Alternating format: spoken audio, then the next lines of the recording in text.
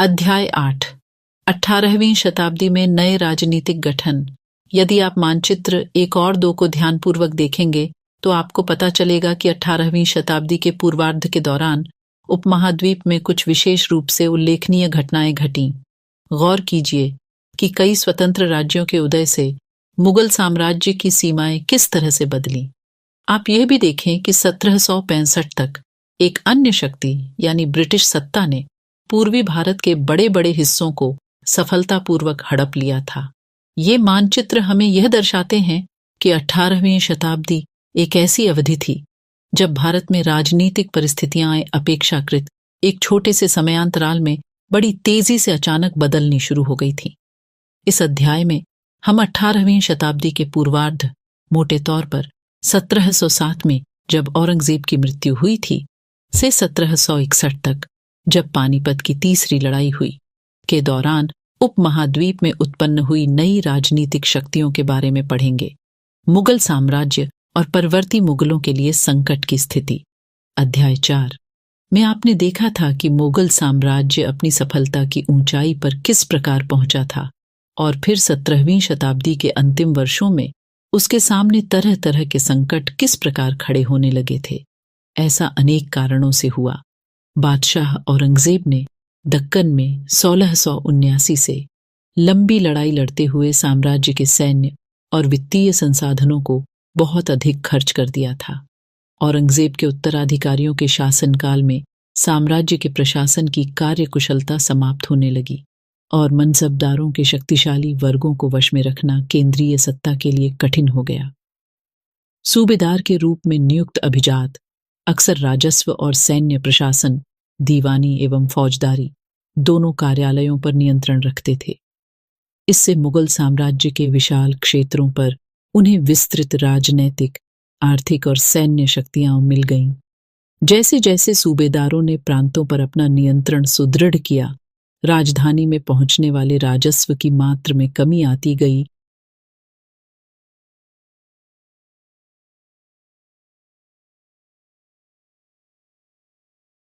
उत्तरी तथा पश्चिमी भारत के अनेक हिस्सों में हुए जमींदारों और किसानों के विद्रोहों और कृषक आंदोलनों ने इन समस्याओं को और भी गंभीर बना दिया। कभी कभी ये विद्रोह बढ़ते हुए करों के भार के विरुद्ध किए गए थे और कभी कभी ये शक्तिशाली सरदारों के द्वारा अपनी स्थिति को सुदृढ़ बनाने की कोशिशें थीं। अतीत में भी विद्रोही समूहों ने मुगल सत्ता को चुनौती दी थी, परंतु अब ऐसे समूहों ने क्षेत्र के आर्थिक संसाधनों का प्रयोग अपनी स्थितियों को मजबूत करने के लिए किया। जिस तरह से धीरे धीरे राजनैतिक व आर्थिक सत्ता प्रांतीय सूबेदारों, स्थानीय सरदारों व अन्य समूहों के हाथों में आ रही थी, औरंगजेब के उत्तराधिकारी इस बदलाव को रोक न सके। भरपूर फसल और खाली तिजोरियां। एक तत्कालीन लेखक ने साम्राज्य के वित्तीय दिवालियेपन का वर्णन इन शब्दों में किया है। बड़े जमींदार निस्सहाय और निर्धन हो गए हैं। उनके किसान वर्ष में 2 फसलें उगाते हैं, लेकिन उन्हें दोनों में से कुछ नहीं मिलता है। उनके स्थानीय गुमाश्ते एक तरह से किसानों के हाथ की कठपुतली बने रहते हैं, जैसे कि स्वयं किसान अपने ऋणदाता के वश में रहता है, जब तक कि वह साहूकार का कर्जा नहीं चुका देता। इस प्रकार संपूर्ण व्यवस्था एवं प्रशासन इतना चकनाचूर हो चुका है कि यद्यपि किसान अपनी फसल के जरिए मानो सोना बटोरता है, लेकिन उसके मालिक जमींदार को एक तिनके का टुकड़ा भी नहीं मिलता है। ऐसी हालत में जमींदार सशस्त्र सेना कैसे रख सकते हैं जिनकी उससे आशा की जाती है? वे अपने सैनिकों को जो लड़ाई के समय उनके आगे आगे चलते हैं और घुड़सवारों को जो उनके ठीक पीछे चलते हैं, पैसा कहां से देंगे? इस आर्थिक व राजनीतिक संकट के बीच ईरान के शासक नादिर शाह ने 1739 में दिल्ली पर आक्रमण किया और संपूर्ण नगर को लूटकर वह बड़ी भारी मात्रा में धन दौलत ले गया। नादिर शाह के आक्रमण के बाद अफगान शासक अहमद शाह अब्दाली के आक्रमणों का तांता लगा रहा। उसने तो 1748 से 1761 के बीच 5 बार उत्तरी भारत पर आक्रमण किया और लूटपाट मचाई।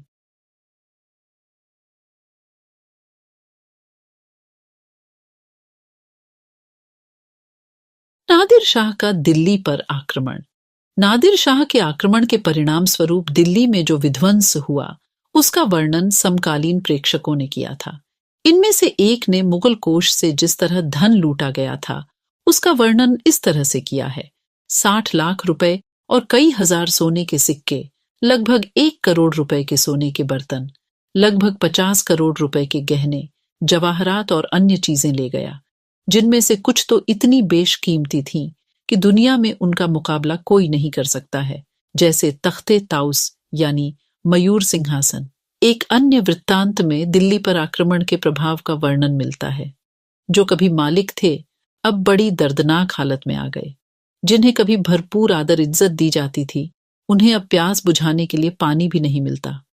अलग थलग पड़े लोगों को उनके कोनों से खींचकर बाहर निकाल दिया गया। दौलतमंदों को भिखारी बना दिया गया। जो शौकीन लोग कभी तरह तरह के सुंदर कपड़े पहनकर पोशाकों का नया नया फैशन चलाते थे, अब नंगे घूमने लगे, और जिनके पास जमीन जायदाद की कोई कमी नहीं थी, वे अब बेघर हो गए। नया शहर शाहजहानाबाद अब मलबे का ढेर बन गया। नादिर शाह ने तब शहर के पुराने मोहल्लों पर हमला बोला और वहां की सारी दुनिया को तबाह कर डाला। साम्राज्य पर सब ओर से दबाव तो पड़ ही रहा था। अभिजातों के विभिन्न समूहों की पारस्परिक प्रतिद्वंद्विता ने उसे और भी कमजोर बना डाला। ये अभिजात 2 बड़े गुटों में बटे हुए थे, ईरानी और तुरानी, तुर्क मूल के। काफी समय तक परवर्ती मुगल बादशाह इनमें से एक या दूसरे समूह के हाथों की कठपुतली बने रहे। बेहद अपमानजनक स्थिति तब पैदा हो गई जब 2 मुगल बादशाहों फर्रुखसियर 1713 से 19 और आलमगीर द्वितीय 1754 से 59 की हत्या हो गई, और 2 अन्य बादशाहों अहमद शाह 1748 से 54 और शाह आलम द्वितीय 1759 से 1816 को उनके अभिजातों ने अंधा कर दिया। मुगल सम्राटों की सत्ता के पतन के साथ साथ बड़े प्रांतों के सूबेदारों और बड़े जमींदारों ने उपमहाद्वीप के विभिन्न भागों में अपनी शक्ति और प्रबल बना ली, जैसे अवध, बंगाल और हैदराबाद।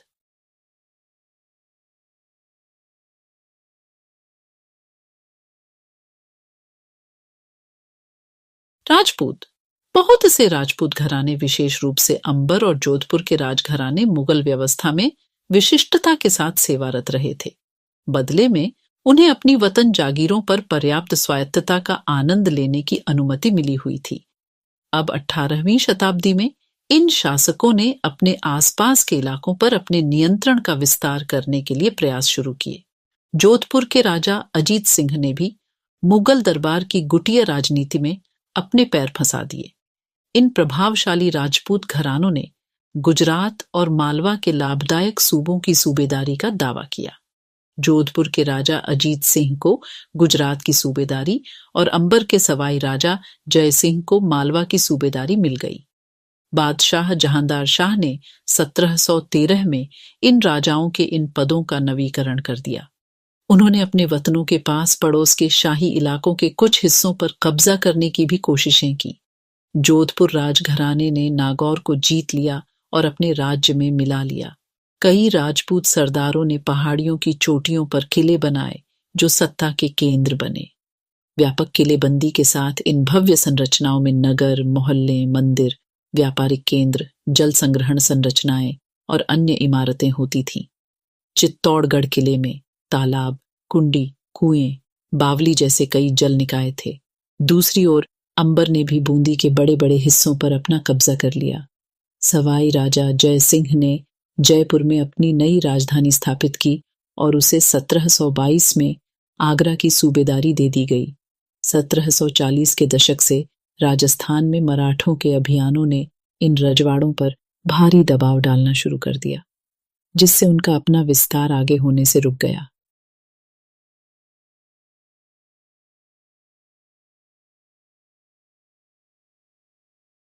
जयपुर के राजा जय सिंह। 1732 के एक फारसी वृत्तांत में राजा जय सिंह का वर्णन है। राजा जय सिंह अपनी सत्ता की चरम सीमा पर थे। 12 वर्ष के लिए वे आगरा के सूबेदार रहे और 5 या 6 वर्ष के लिए मालवा के। उनके पास विशाल सेना, तोपखाना तथा भारी मात्रा में धन संपदा थी। उनका प्रभाव दिल्ली से लेकर नर्मदा के तट तक फैला हुआ था।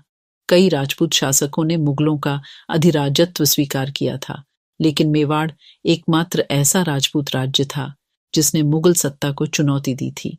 राणा प्रताप 1572 में उदयपुर तथा मेवाड़ के बड़े क्षेत्र पर नियंत्रण के साथ मेवाड़ की राजगद्दी पर आसीन हुए। राणा के पास मुगल अधिराजत्व को स्वीकार करने के लिए कई दूतों को भेजा गया, लेकिन वे अपने निर्णय पर दृढ़ रहे। आप चित्र में जोधपुर के मेहरानगढ़ किले को देख सकते हैं। दाइयां चित्र जयपुर का जंतर मंतर। अंबेर के शासक सवाई जयसिंह ने दिल्ली, जयपुर, उज्जैन, मथुरा और वाराणसी में 5 खगोलीय वेधशालाओं का निर्माण किया। जंतर मंत्र के नाम से विख्यात इन वेधशालाओं में खगोलीय पिंडों के अध्ययन हेतु कई उपकरण हैं। आजादी हासिल करना। सिख। अध्याय 6 में आपने पढ़ा कि 17वीं शताब्दी के दौरान सिख एक राजनैतिक समुदाय के रूप में गठित हो गए। इससे पंजाब के क्षेत्रीय राज्य निर्माण को बढ़ावा मिला। गुरु गोबिंद सिंह ने 1699 में खालसा पंथ की स्थापना से पूर्व और उसके पश्चात राजपूत व मुगल शासकों के खिलाफ कई लड़ाइयां लड़ी। 1708 में गुरु गोबिंद सिंह की मृत्यु के बाद बंदा बहादुर के नेतृत्व में खालसा ने मुगल सत्ता के खिलाफ विद्रोह किए। उन्होंने बाबा गुरु नानक और गुरु गोबिंद सिंह के नामों वाले सिक्के गढ़कर अपने शासन को सार्वभौम बताया। सतलुज और यमुना नदियों के बीच के क्षेत्र में उन्होंने अपने प्रशासन की स्थापना की। 1715 में बंदा बहादुर को बंदी बना लिया गया और उसे 1716 में मार दिया गया।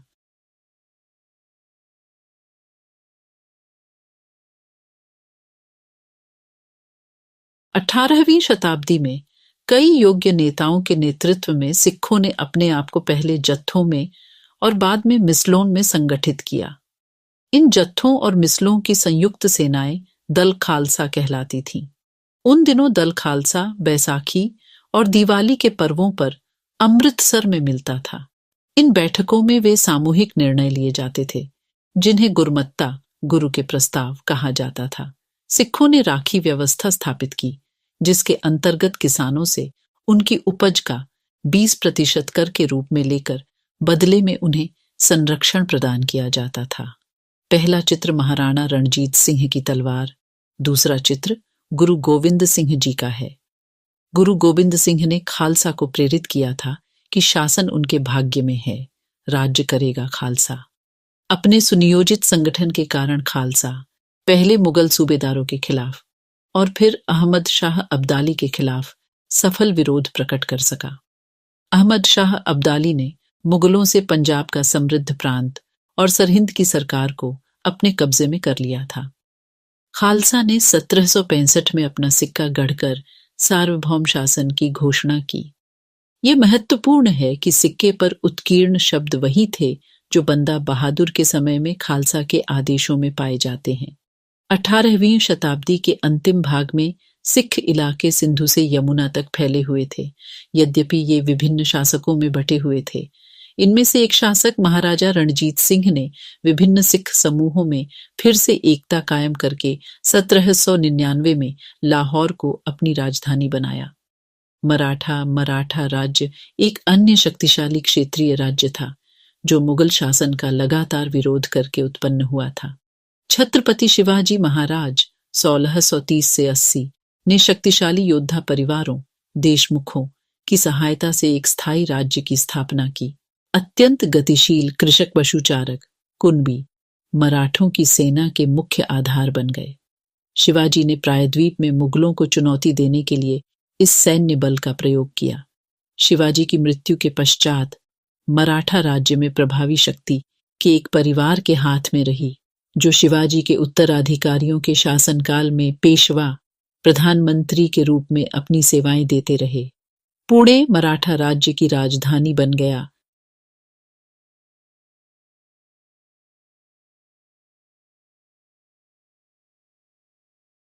छत्रपति शिवाजी महाराज 17वीं सदी के अंत तक दक्कन में शिवाजी के नेतृत्व में एक शक्तिशाली राज्य के उदय की शुरुआत हुई, जिससे अंततः एक मरीचा राज्य की स्थापना हुई। शिवाजी का जन्म 1630 में शाहजी और जीजाबाई से हुआ। अपनी माता और अभिभावक दादा कोंडेव के मार्ग निर्देशन में शिवाजी कम उम्र में ही विजय पथ पर निकल पड़े।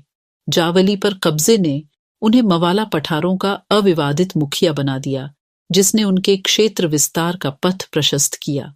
बीजापुर और मुगलों के खिलाफ उनके कारनामों ने उन्हें विख्यात व्यक्तित्व चना दिया। वे अपने विरोधियों के खिलाफ प्रायः गुरिल्ला युद्ध कला का प्रयोग करते थे। चौद और सरदेशमुखी पर आधारित राजस्व संग्रह प्रणाली की सहायता से उन्होंने एक मजबूत मराठा राज्य की नींव रखी।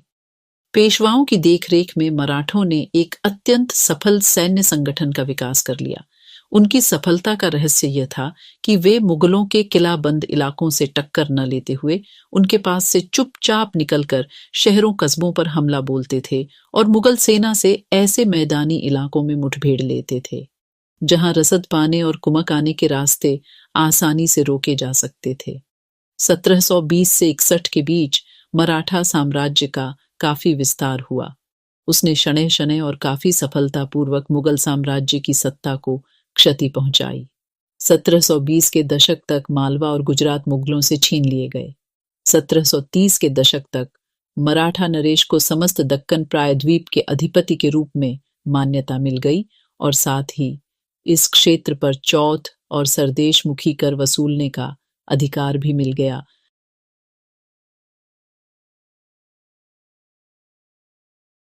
चौथ जर्मीवारों द्वारा वसूले जाने वाले भू राजस्व का 25%।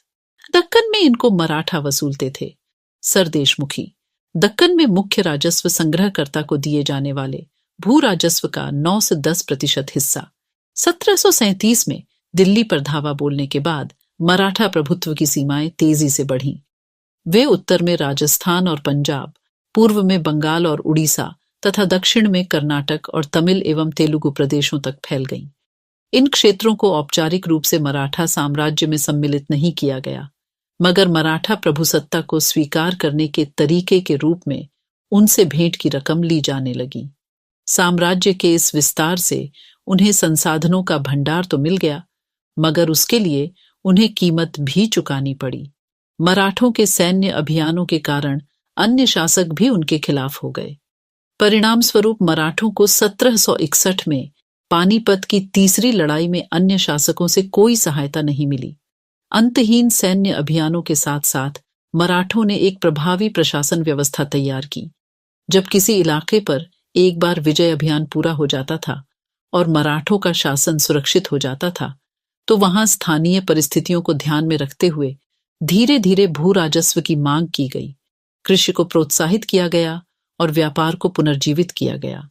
इससे सिंधिया, गायकवाड़ और भोंसले जैसे मराठा सरदारों को शक्तिशाली सेनाएं खड़ी करने के लिए संसाधन मिल सके। 1720 के दशक में मालवा में मराठा अभियानों ने उस क्षेत्र में स्थित शहरों के विकास व समृद्धि को कोई हानि नहीं पहुंचाई। उज्जैन सिंधिया के संरक्षण में और इंदौर होलकर के आश्रय में फलता फूलता रहा। ये शहर हर तरह से बड़े और समृद्धिशाली थे और वे महत्वपूर्ण वाणिज्यिक और सांस्कृतिक केंद्रों के रूप में कार्य कर रहे थे। मराठों द्वारा नियंत्रित इलाकों में व्यापार के नए मार्ग खुले। चंदेरी के क्षेत्र में उत्पादित रेशमी वस्त्रों को मराठों की राजधानी पुणे में नया बाजार मिला। बुरहानपुर पहले आगरा और सूरत के बीच की धुरी पर ही अपने व्यापार में संलग्न था, लेकिन अब उसने अपने वाणिज्यिक भीतरी क्षेत्र को बढ़ाकर दक्षिण में पुणे और नागपुर को तथा पूर्व में लखनऊ तथा इलाहाबाद को शामिल कर लिया था।